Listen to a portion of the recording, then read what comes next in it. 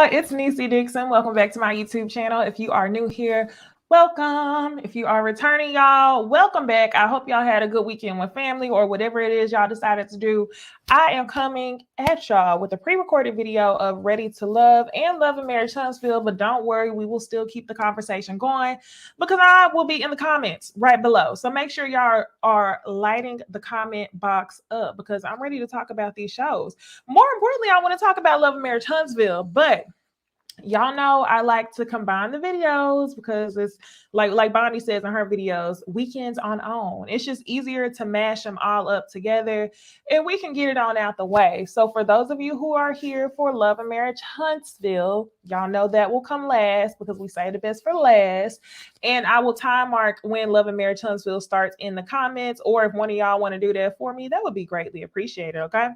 So I hope y'all are doing good. What's up? Again, thank y'all for being here for the pre-recorded video and for showing up in the comments. I guess we should just go ahead and get ready to get started. Yeah, if y'all haven't checked out my Married at First Sight reunion review, please go do that. I still have not gotten around to watching Married at First Sight, Where Are They Now? But I still might do it. Okay? So without further ado, let's go ahead and get into the video.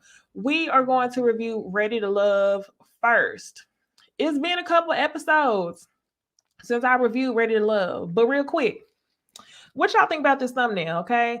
I thought the most fitting thing was to show Phil on these 50 million dates because I have an explanation as to why Phil just seems to be that dude, okay? I feel like Phil and Tasia are extremely similar. Y'all know Tasia. Tasia is the thick one right here in the pink. I feel like Tasia and Phil are both really attractive people. So when I say this, I mean no shade at all. But when I say that they are lower hanging fruit, what I mean is towards the end, if you haven't made a connection or your connection is getting ready to go home, people start to scramble. And when they start to scramble, they're like, who can I latch onto? Who can I act like I have a connection with? I mean, you don't win anything. So I don't know why people do this, but it seems to me like Phil just happens to be that dude. If y'all agree, let me know in the comment section. So I thought that picture was pretty pretty fitting because I want to talk about Phil. We're going to get to that. And then also the picture for Love and Marriage Huntsville is whenever Mel hit Martell with that, appreciate it. With that handshake, I was like, I screamed, y'all. I enjoyed that moment too much. But we also need to talk about how I almost felt like she was going to cry in that moment. But we're going to talk about it, okay? So as far as Ready to Love, the episode starts out and the ladies are at the ladies' lounge. They have the power this week. Towards the end of the episode, the ladies, they start getting a little bit aggressive. I feel like in a way, they're trying to make Zadia the new Kyra from last season. So the task this week is for all of the women to introduce the men who they're interested in into their to their friends and family. So the first person we see, this is probably the most interesting meetup of them all. Y'all looking at my eyebrows. I hate when I get on camera. I'll be like, I should have drew my eyebrows. Okay. So anyway, we see them on camera. Sabrina has her friends and family meet two people. She has them meet Sean. Sean is definitely the lower hanging fruit category for me because we all know that Sabrina has had a connection with Walter since day one. I feel like Sean is kind of just something that she was kind of interested in, kind of not, because she didn't have connections anywhere else, which isn't her fault. I think she just wants to have a second option, okay, just for the sake of having a second option. And Sean is the lower hanging fruit for that. So Walter is the first to meet them. And whenever he meets her 5 friends, she had a gang of people too.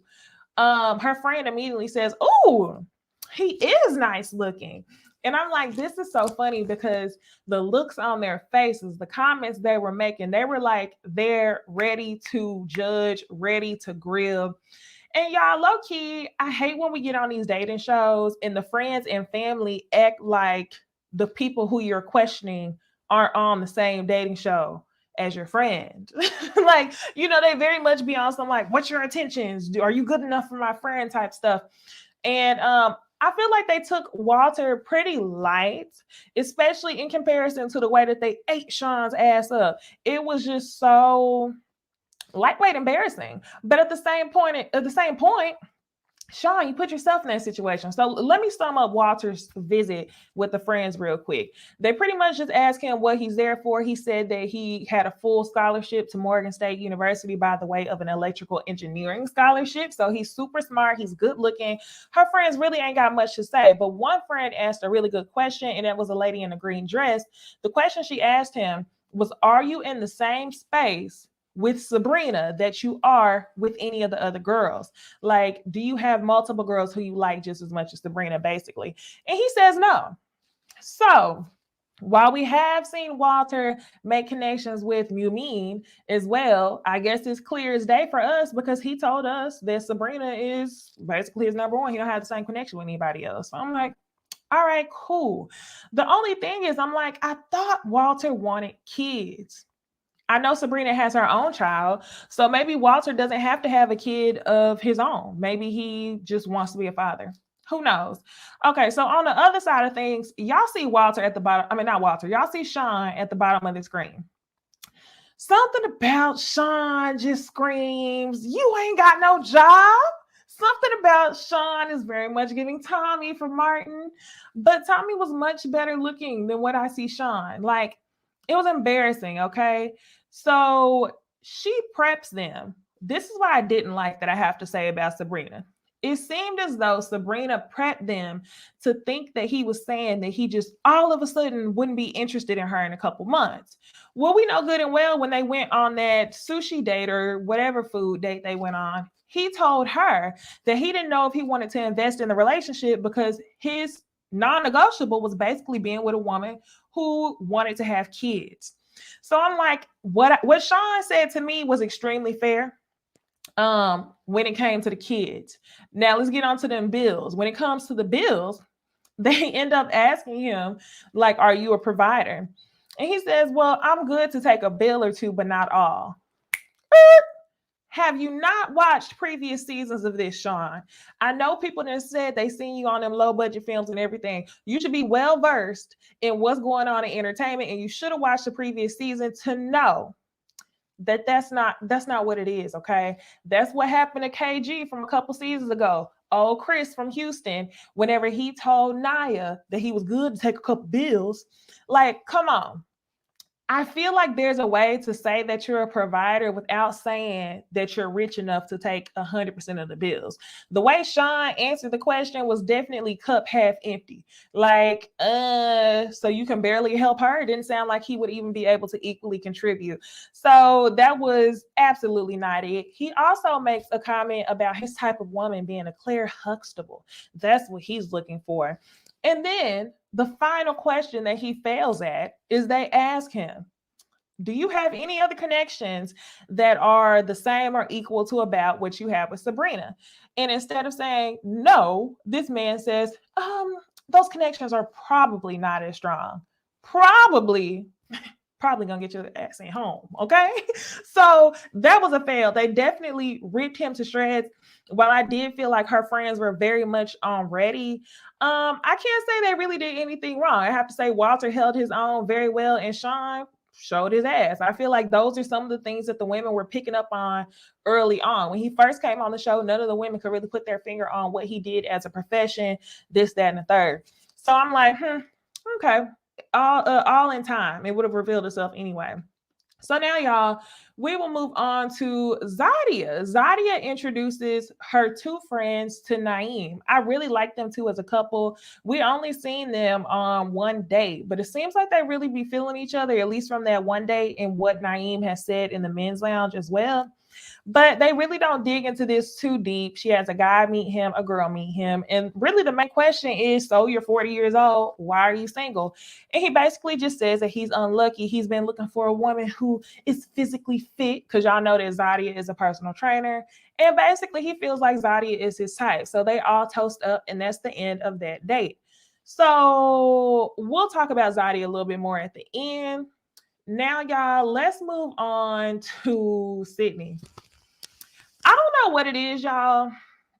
Y'all tell me if it's just me. I don't know if it's because Sydney joined the cast late and we really didn't get to know her. I also don't know if it's just because it is what it is, but it's something about Sydney where I'm kind of like, I don't know if I'm really feeling Sydney. I really don't. I think it's because she keeps describing what she does as work for nightlife. We know him through the nightlife. Like, what is it that you do? Explain what it is. I don't know. I really don't know. Then she makes a comment towards the end where I'm like, All right, so let's go ahead and talk about Sydney real quick. Frank as well is a low-hanging fruit for Sydney because they know each other from the nightlife. Like I told y'all, she has him meet her friend Dallas, who's in this orange. And then I forgot her other friend's name, but she kept talking about Dallas, like, yeah. So of course I remember his name, plus it was after a city. So anyway, I think Dallas and the friend came with some really good questions. I think they asked the best questions out of everyone, actually. So they want to know, what's your toxic trait? And like a damn job interview, Frank in his bright pink lips says, my issue is that I just care too much. Oh my gosh, like that answer is so recycled, y'all. Y'all know when you go on job interviews and stuff like that, they say, what's your strength? What's your greatest weakness? And anytime you come to a weakness, you only want to name one. And then you always want to say, oh, I care too much about my work. I'm too passionate about my work. Bet. All right. This is a damn job interview. So then he's just boosting her up, whispering in her ear, have always wanted to get to know her, cheesing. Everything's very much like GQ, Playboy, trying to be that dude. And that's what I don't really like about Frank. Everything just feels so finessed. Like he's always just trying to smooth talk. Always got that cheesy ass smile on his face. And I'm like, Frank, let's be real, okay? Pageant answers. So after he leaves, her friends feel like he just gave pageant answers. And she was like, well, I kind of give pageant answers too. And I have to keep going back to this low-hanging fruit thing because you can tell Sydney thinks that she is that girl. So either Frank has a really nice coin, or either she's just trying to get in where she fit in to make it to the end of the show, because I feel like she could do much better than Frank, to be quite honest, okay? So now we'll move on to the next set of dates, and we're kind of going out of order. The next set of dates is Camille and Cornelius. Oh, y'all know every week I be telling y'all I always have to put a question mark at the end of Cornelius's name because I don't understand why he is just so passive, why he just wants, I don't know. Camille and Cornelius is very much giving Miss Parker and Professor Ogilvy. Like, he literally is getting jacked up and thrown around by her and doing nothing about it. So I told y'all I wasn't sure if he was really into women's like that. And I'm always like uncomfortable saying that because I feel like I'm judging him. But when I have a gut feeling about some of the things that people say, when they're red flags popping in my mind, like I have to say them. So we find out before he gets there that they have not kissed yet.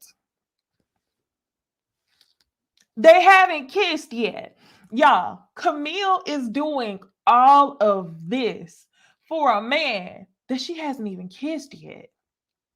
Bad. Okay. So she tells her friends that Cornelius is waiting for marriage before having sex. What I thought was extremely interesting was that all her friends were shocked. But in the beginning of the season, Camille made it seem like that was a lifestyle that she lived. She made it seem like it was not a problem to her at all, and that the lifestyle she lived was very much waiting until marriage to have sex, because she tried to make Courtney seem like she was a promiscuous girl for saying that she needs to see what that do before she get married to it. And I am blaming Courtney for it at all. But Camille, this very much tells me that you've been showing us your representative the entire time, because this group of friends are like, what? Wait until marriage for sex? What are you talking about? Are you okay with that? Okay, bet. So Camille in her confessional says that she doesn't want to wait until marriage and then be disappointed and find out that the peen ain't hidden for what it's supposed to hit for.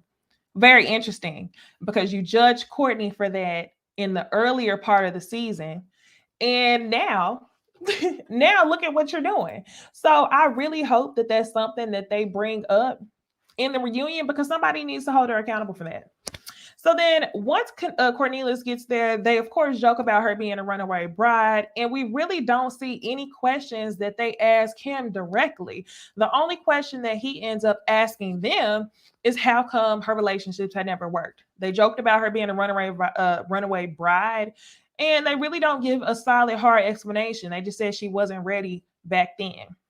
So her friends are concerned that he might be a little bit too nice for her because the nice guy never worked for her in the past. So I'm like, okay, maybe you're right. So now, y'all, we will move on to the next date. Wait, I don't want to move on to them just yet. Let's get the boring one out the way first.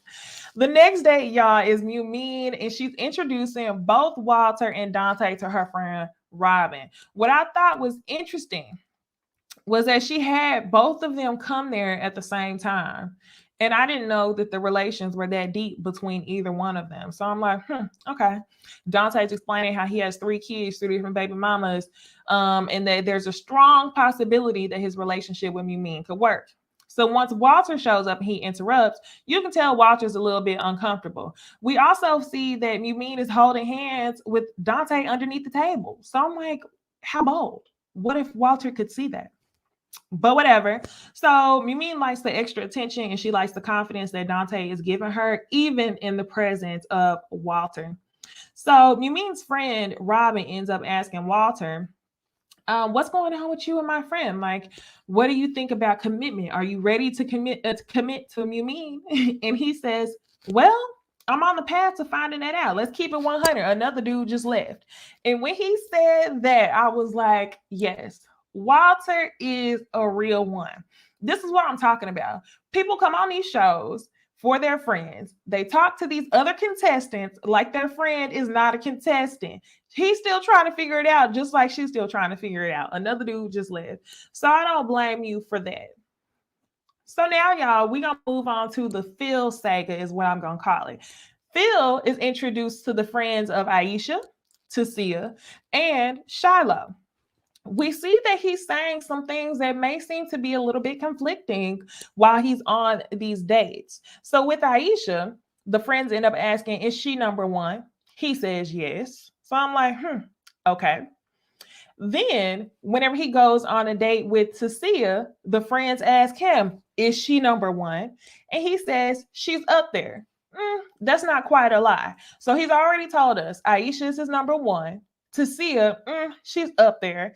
And then finally, on his date with Shiloh, they say, so is she number one? And he says, yes, this is my strongest connection. So is Aisha your strongest connection? Or is Shiloh your strongest connection? Because I don't know, honestly. I've seen with Phil have some strong dates with both the two of them. So I'm just like, okay, Playboy Phil. And I have to say, even though this man has 3 different women, I still have to call him low-hanging fruit because now he may not be low-hanging fruit. He may have been edited out of the first couple episodes, but as far as the beginning, I didn't see any of the women really even talking about Phil. So it may just be editing, but I also feel like Phil is one of those dudes where it's like, he wasn't at the top for anybody. He wasn't at the bottom for anybody. He kind of just coasted. And as you coast, the closer you get to the end of the season, people start to cling to who they can reach. And that's what I see for Phil. So now, y'all, it is time for deliberation. And this is where the women start to get a little bit catty. They start to get a little bit feisty.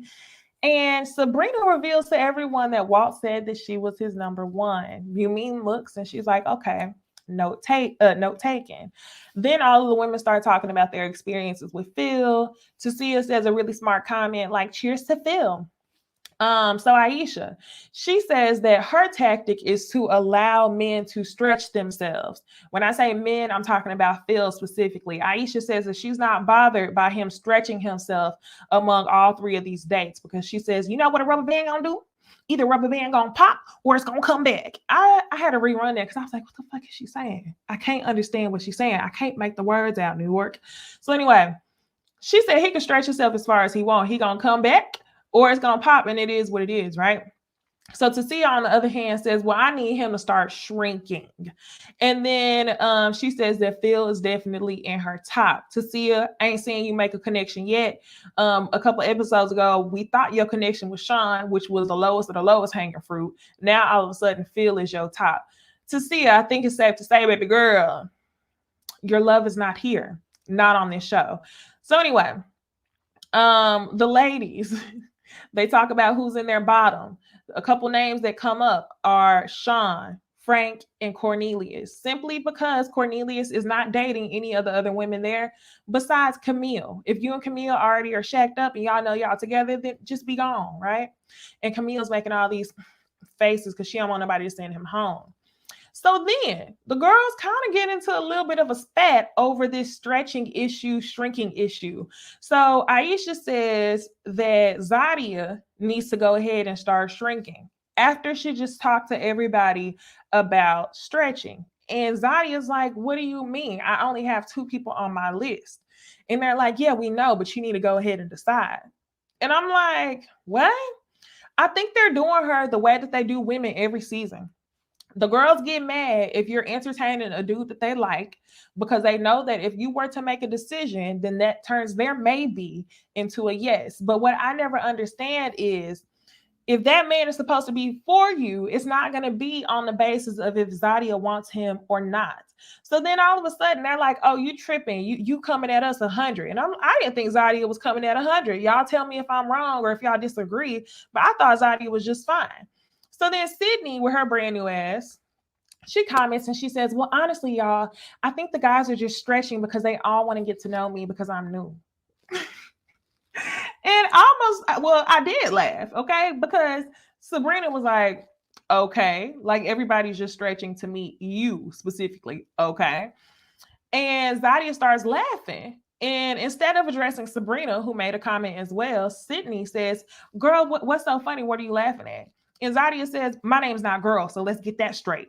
Let's get that straight. You will say, what she say? You will, acknowledge me as Zadia, right? So everybody was like, oh, calm down. You on 100, blah, blah, blah, blah. Didn't think she was on 100 at all. So now, y'all, the final 2 when it comes to elimination, Tasia goes on a date with Sean. This is the ain't got no job, Tommy looking Sean. And then Zadia goes on a date with Cornelius. As far as Sean, we find out Sean, nothing interesting happens here. He just says that he moves pretty slow, too slow for the pace of the show. But with Cornelius, I feel like he's further proving my point. Something about Cornelius just feels very much going through the motions. Cornelius is either not interested in women or not interested in any of these women, okay? Because it's just, I don't feel anything that just feels real or authentic with him. He's sitting on the date, not yet or not quite answering the question on if he's 100% committed to Camille. He says that he's torn between what, Cornelius? We ain't seen you entertain anybody else. You say that Zadia's looking sexy. You say that Zadia, which is Camille's friend, it was going to be Camille or Zadia. And I'm like, we haven't seen you act on that though, Cornelius. Something don't seem right. Y'all let me know if it's just me. But now that Sean has gone home, I'm really hoping that Cornelius gets to go next. But let's be real, y'all. Tasia is going home next because the lowest of the low hanging fruit, which is Sean, ended up going home this episode, and they kept Cornelius. So I guess we're going to see next episode, y'all. But this season just ain't hitting as good. I definitely thought DC was going to hit because we was going to be in Chocolate City, but it feels like Houston just went way harder for both seasons, okay? So y'all tell me what y'all thought about Ready to Love. Y'all know what that means. We are getting into an intermission. Y'all better like the video up because we are getting into Love and Marriage Huntsville, the finale, okay? So while I give y'all a moment to go ahead and like the video up, and we, as y'all are entering the room for Love and Marriage Huntsville, I need to know, did y'all see the previews for Love and Marriage Huntsville reunion? it seems like it's gonna be pretty good. They had Tisha up there looking just like Miss Wanda. Hair was looking hard. Looked like she went and took about 10 of Miss Wanda's 27 spritz bottles or pump it up that she keeps underneath the bathroom cabinet. She was ready. Okay. So for Love and Marriage Huntsville, I'm just going to keep this one picture up because not very much happened at all, y'all. This is a picture from Mel's all-white party for her music video premiere. So let's go ahead and get into it. I hope y'all like, comment, subscribe already, okay? So the episode starts out pretty much with Tiffany and Mel. We know that this is the episode of her getting ready to premiere her video with an all-white party, but this is also the episode where Tiffany and Mel actually make action on her looking for an intern. So Tiffany swings by the office because Tiffany has coordinated interviews for students from HBCU universities to come interview with Mel so they can work for her. Ultimately, they end up talking about something else. They end up talking about Tiffany. Not Tiffany, Tisha. Tisha shows up. Y'all, I'm flipping the names.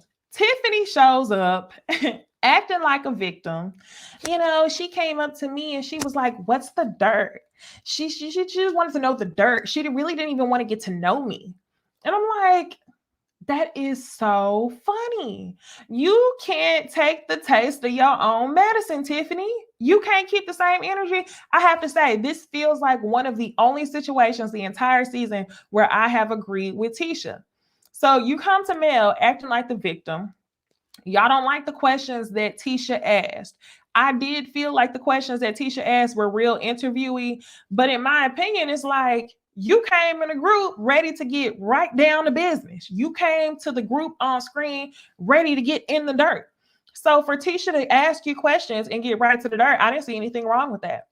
And y'all, I didn't review last episode, but the thing that I'm referring to is when they were at Destiny's party and Tisha's asking her about her previous marriage. Tiffany acted like she didn't want to say anything because the man had passed away. Girl, we all got a day, okay? And that's your marriage. So I don't understand why it is you feel like you can't comment. Then the only dirt that you wanted to pull up was the fact that you cheated in high school, probably 20 years ago. Girl, get out my face with that. Tiffany, the way you done came to everybody starting stuff, the way you done dug up dirt and exposed dirt or tea, I don't understand how you can be so sensitive about this. This is extremely, extremely, extremely Karen-like. And this is what the F we've been talking about all season long whenever we say you've been extremely Karen. So she ends the conversation with Mel talking about, I'm just so transparent that I'm authentic. Where? You're a grade A Karen shit starter. That's what you do. Okay, so now y'all, let's get ready to go to this listening party. People are starting to arrive. One of the things I thought was funny was in the beginning, whenever you see the couples arriving, you see Marceau Scott and Tisha Scott, and Marceau got this chocolate bottle of wine in his hand taking pictures at the red carpet. So I wanted to know, did you sponsor the event, Tisha, or did you just show up with your chocolate bottle for a photo op? I just want to know. Anybody knows the answer? Comment below. All right. So Destiny is talking to the rest of the couples. The whole gang is together. Keep in mind, Martell is not there yet. Martell was not invited, but he pops up at the end. So the whole gang is talking, everybody except for Mel and Martell. And this is where Destiny starts joking about, "Oh, I'm going on vacation with y'all because I bought y'all a 7-day, 7-night trip." And then all of a sudden, Miss Wanda gets involved in the conversation. She starts to give Destiny advice as a single woman. As a single woman, you got to make sure your butterfly dip. You got to make sure that your hips move like this, like Wanda be talking. You got to make sure that your hips dip a certain way because Miss Wanda can tell you how to keep two men, not just one. So then the whole group starts talking about side pieces. And that's where Kimmy says, it feels like every time we get together, we always start talking about side B, side dude, side this, who cheating, who doing that. And then Wanda says, well, were you with him when he was married? They get into this whole conversation again.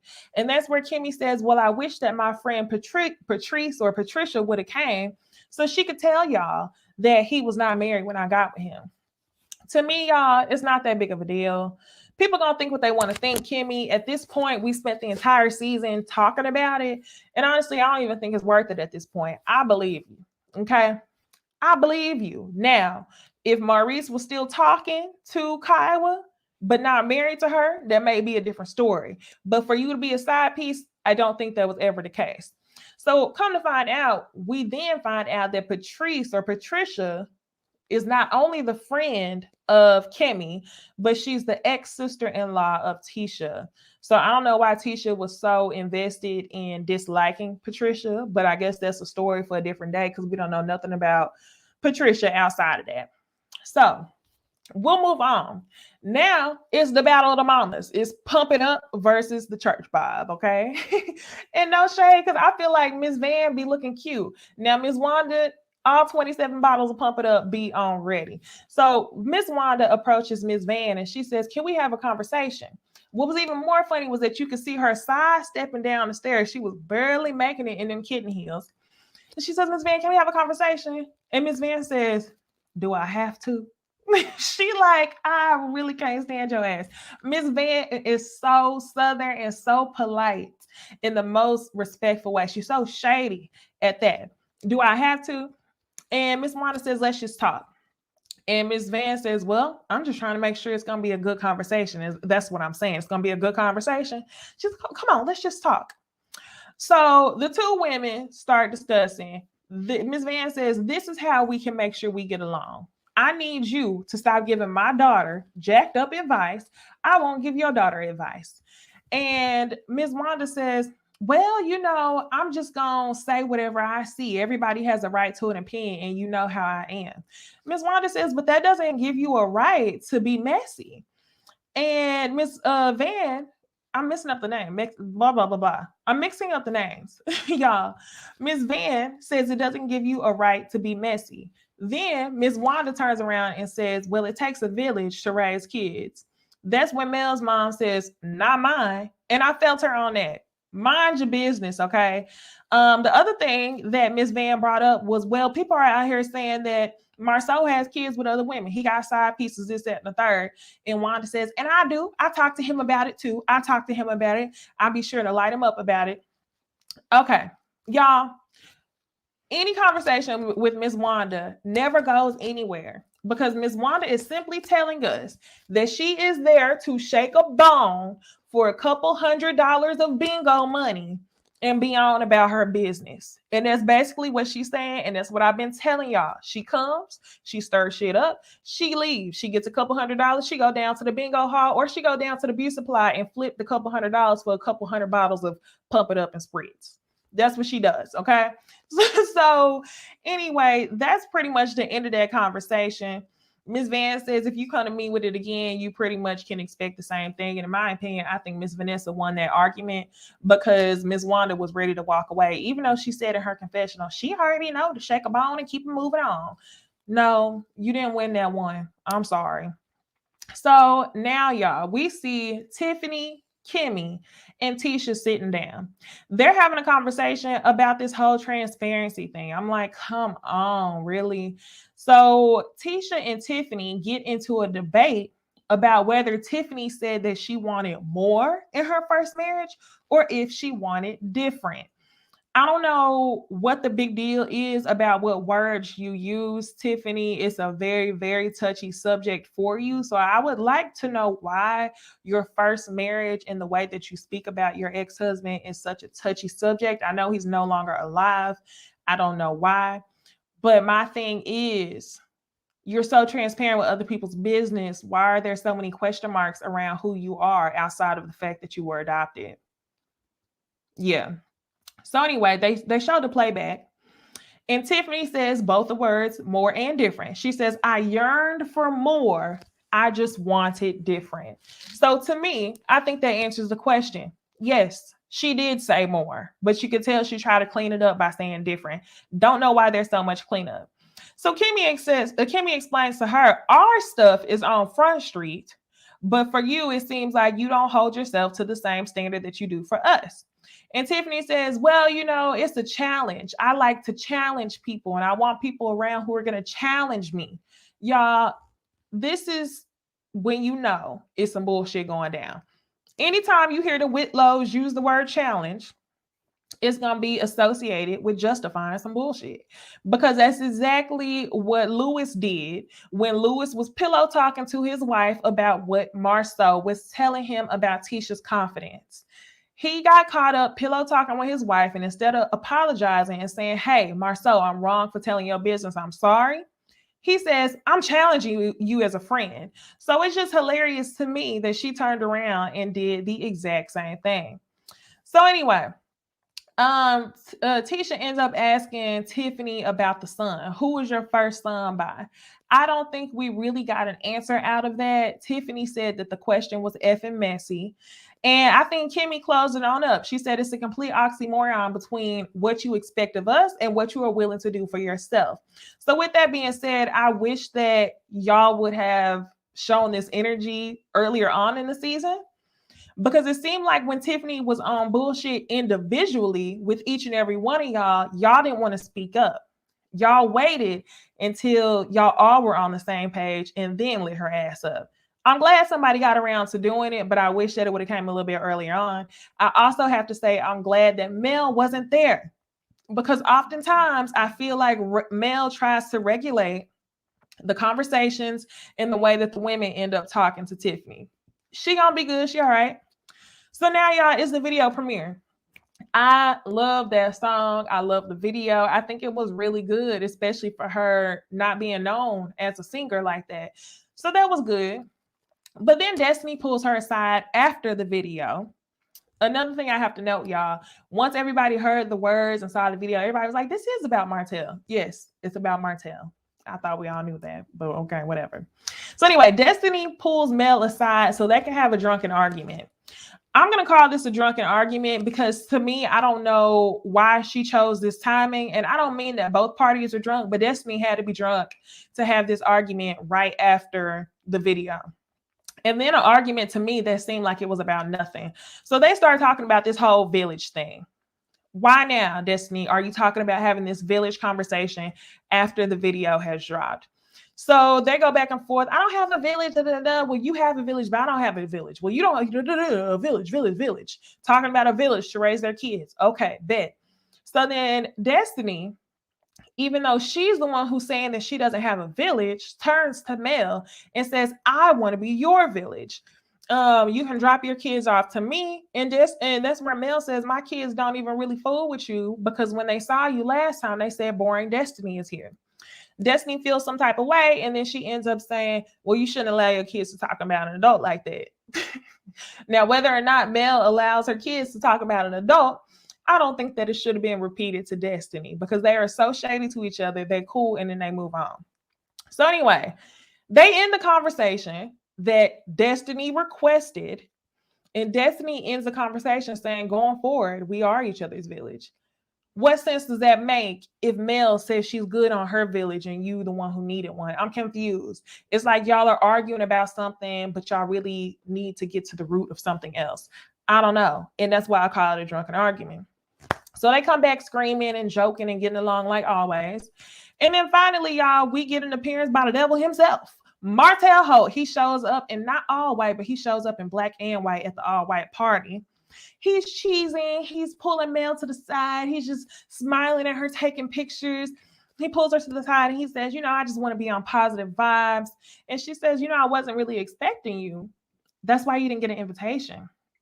And he just says, well, Mel, I just want you to know I really support you, because ultimately supporting you supports our kids. And I know I've been shitting on this song for a while, but I'm really proud of you and everything and blah, blah, blah, blah, blah. So there was a second, y'all, in that conversation where Mel's face kind of went blank, even though I always have to tell y'all, Mel does not want this man back, okay? She doesn't want this man back. I don't think she does. But if I ain't ever seen a more perfect example of a thin line between love and hate, that was a thin line between love and hate.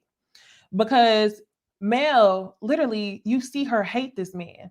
And then the minute he shows up and she gets a glimpse of this man that he used to be, she lightweight looked like she was about to cry.